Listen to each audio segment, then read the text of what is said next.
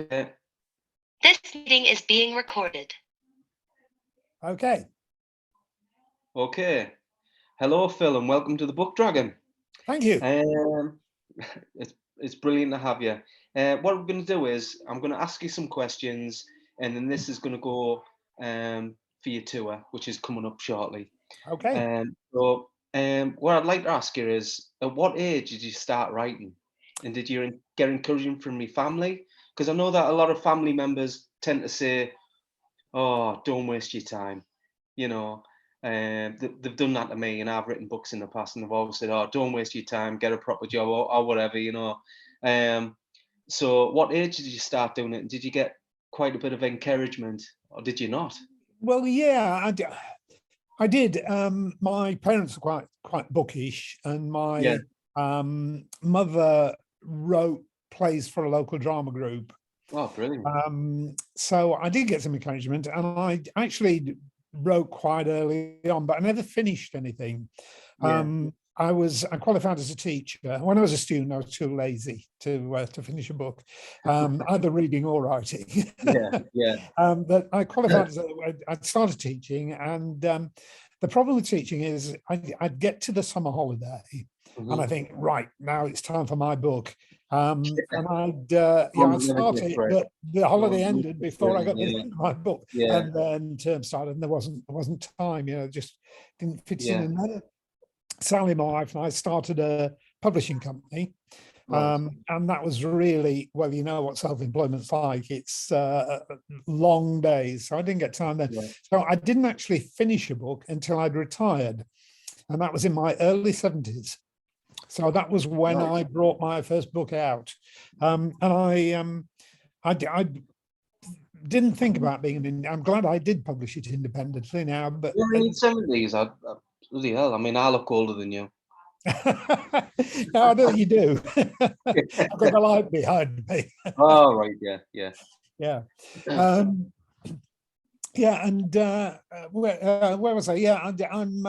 I took it to an agent, and she was very helpful. She made some good suggestions, and she said, "Well, I might be able to get it with a publisher. It'd take me 2 years, probably. It'd take a publisher another 18 months to bring it out." And I thought, my time of life, I don't want to wait that long. So I published it myself, and didn't regret it. And I love it. I don't make a living out of it. I don't make enough to produce, what would be a living salary out of it. But I make something out of it, and I enjoy doing it. It's basically labor, isn't it? I mean, you don't have to make a living from everything that you enjoy.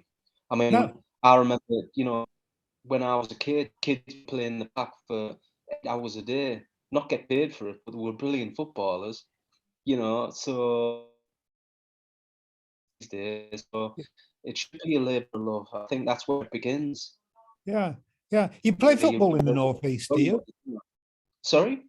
You play football in the Northeast, do you? Oh, I don't play football at all. No.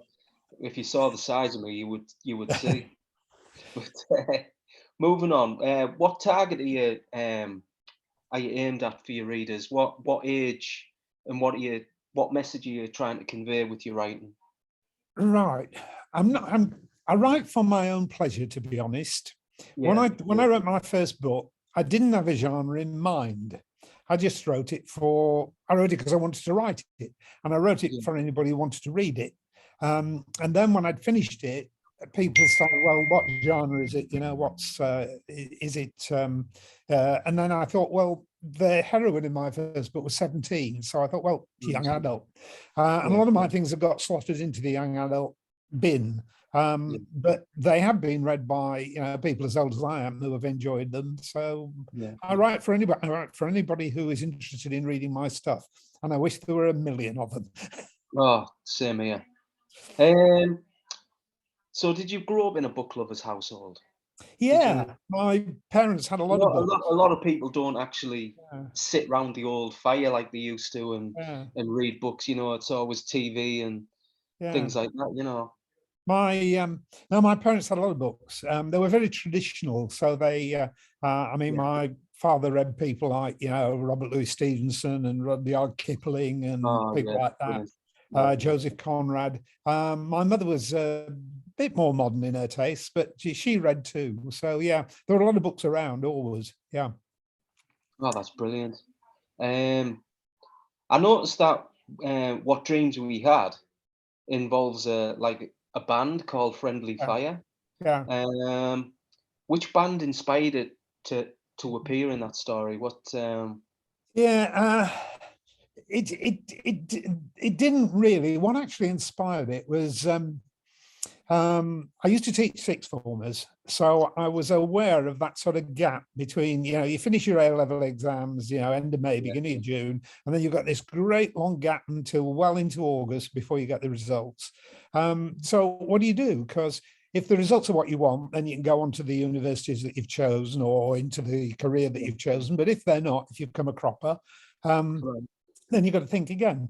And my grandson had just done his A-levels and he was in exactly that position. And by coincidence, at the same time, I just read David Nichols' book, Sweet Sorrow, which is about, the gap between taking exams and getting the results. And I started playing around with that idea. And I'd also just seen a production of Midsummer Night's Dream. And I thought, right. I'd like to, Shakespeare didn't get it right. I'd like to rewrite Midsummer Night's Dream. Yeah. So all those sorts of things went in together. So it's a bit of Midsummer Night's Dream, I think. It's got the players in the wood, and it's got the celebrity wedding, and it's got all that sort of stuff. And against these teenagers who are waiting to see what's going to happen to them. It just so happens that my grandson is in a band, but it's called Juno. It's not called Friendly Fire, and but it's not a bit like the band in the book. I mean, for a start, there isn't a girl singer, and there are only three of them. But there you go. Do you like to have music playing in the background when you're writing? Yeah, I like music. I often do. But then I find that when I start writing, I sort of screen it out anyway, so I forget what I've been listening to. But yeah, I like a bit of background noise. I think total silence, it's a bit choking. Yeah. We're just not used to it nowadays, are we? There's nowhere we go where there's silence. I was just wondering if you thought you felt writing was like cathartic. I mean, does it make you feel good? Yeah, it does. I really enjoyed it. They say that I've never been a dedicated runner. I've done bits of running from time to time, but I've never been a dedicated runner.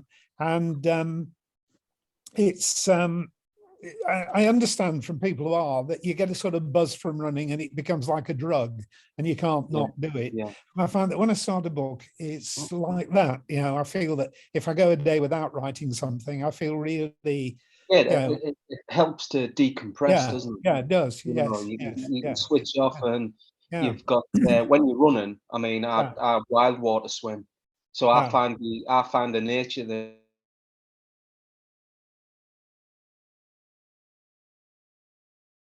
I've lost your sound. I've lost your sound. Can you hear me? You're back now. Hear perfectly. Oh, no. Right. Good, I just lost your sound for a minute. Yeah. Oh, that's okay. It's we're in a bit of a cave here at the moment, so getting the reception quite difficult. But talking about like running and decompressing and things like that, I find that with the nature around me, all of my senses can be elsewhere rather on my problems. But I completely find that, I viewed your promotional video for What Dreams We Had. Yeah. And I thought it was really good. I really liked it. Have you found that kind of media has done wonders with your writing, or like selling your books? And would you recommend it to other people as well to use video media? Yeah. Yes, I would, because it's once you get into it, it's very easy to do. I used Canva for that one. And it didn't take me very long to do. It's sort of thing you can do while you're sitting watching the TV. You can sort of play around with it. it's moving images seem to arouse a lot more interest. A And very I've only, visual yeah, society, I've isn't only, it? I've only recently done that one. It's only a few Yeah. weeks old, so I don't know what impact it will have on sales, but I hope it'll be enormous.